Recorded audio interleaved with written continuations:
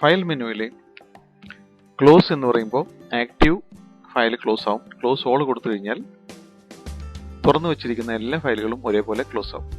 ചില ഫയലുകളിൽ മാറ്റങ്ങൾ വരുത്തിയിട്ടുണ്ട്, സേവ് ചെയ്തിട്ടില്ലെങ്കിൽ ആ ഫയലുകൾ സേവ് ചെയ്യണമെന്ന ഓപ്ഷൻ നമുക്ക് തരുന്നതാണ്. ആ അവസരത്തിൽ ഇപ്പോൾ ക്ലോസ് ഓൾ കൊടുത്തപ്പോൾ ഈ ഫയൽ സേവ് ചെയ്തിട്ടില്ല, ഇത് സേവ് ചെയ്യണമെന്നുള്ള ഒരു ഓപ്ഷൻ നമുക്ക് തരുന്നുണ്ട്. ഇതിൽ 3 ഓപ്ഷനാണ് ഉള്ളത്. ഒന്ന് യെസ്, നോ, ക്യാൻസൽ. യെസ് കൊടുത്തു കഴിഞ്ഞാൽ ഇത് സേവ് ചെയ്ത് ക്ലോസ് ആവും.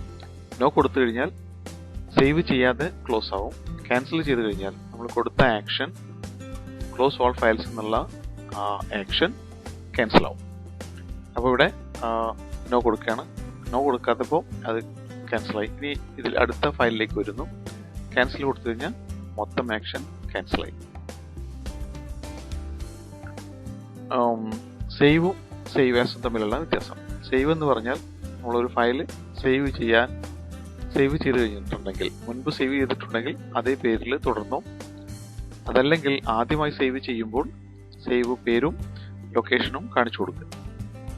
എന്നാൽ സേവ് ആസ് എന്ന് പറയുന്നത് സേവ് ചെയ്തിട്ടുള്ള ഒരു ഫയൽ മറ്റൊരു പേരിൽ സേവ് ചെയ്യുന്നതിനാണ് സേവ് ആസ് കമാൻഡ് ഉപയോഗിക്കുന്നത്. ഈ അവസരത്തിൽ നമ്മൾ നിലവിലുള്ള ഫയൽ നെയിം ഇതിൽ വരാതെ നോക്കേണ്ടത് വളരെ ശ്രദ്ധിക്കണം. കാരണം അത്തരം സന്ദർഭങ്ങളിൽ ഒരു ഫയൽ റീപ്ലേസ്മെന്റിന് സാധ്യതയുള്ളത് കൊണ്ട് നിലവിലുള്ള ഫയലുകളുടെ പേരിൽ ഇവിടെ സേവ് ആസ് കമാൻഡ് കൊടുക്കാതെ ശ്രദ്ധിക്കണം. അടുത്തത് പ്ലേസ് എന്ന് പറയുമ്പോൾ മറ്റൊരു ഇമേജ് ഈ നിലവിലുള്ള ചിത്രത്തിലേക്ക് കൊണ്ടുവരുന്നതിനാണ് പ്ലേസ് കമാൻഡ് കൊടുക്കുന്നത്. ഇത് നമുക്ക് കട്ട് ആൻഡ് കോപ്പി അല്ലെങ്കിൽ കോപ്പി പേസ്റ്റിലൂടെയോ ഡ്യൂപ്ലിക്കേറ്റ് ലെയറിലൂടെയോ നമുക്ക് കൊണ്ടുവരാവുന്നതാണ്. സെലക്ട് ചെയ്യാം, ഓക്കെ കൊടുക്കുക. അപ്പോൾ ഈ ചിത്രത്തിലാണ് അത് വന്നു നിൽക്കുന്നതായിട്ട് കാണാൻ പറ്റും.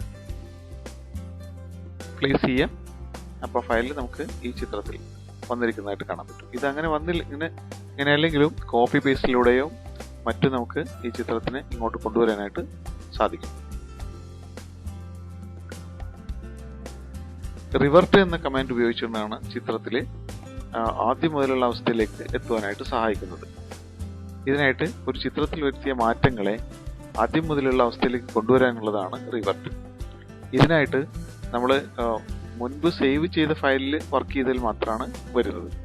ഇപ്പോൾ ഈ ഫയലിൽ റിവർട്ട് ലഭിക്കാത്തതിന് കാരണം ഈ ഫയൽ ഇതുവരെ സേവ് ചെയ്തിട്ടില്ല.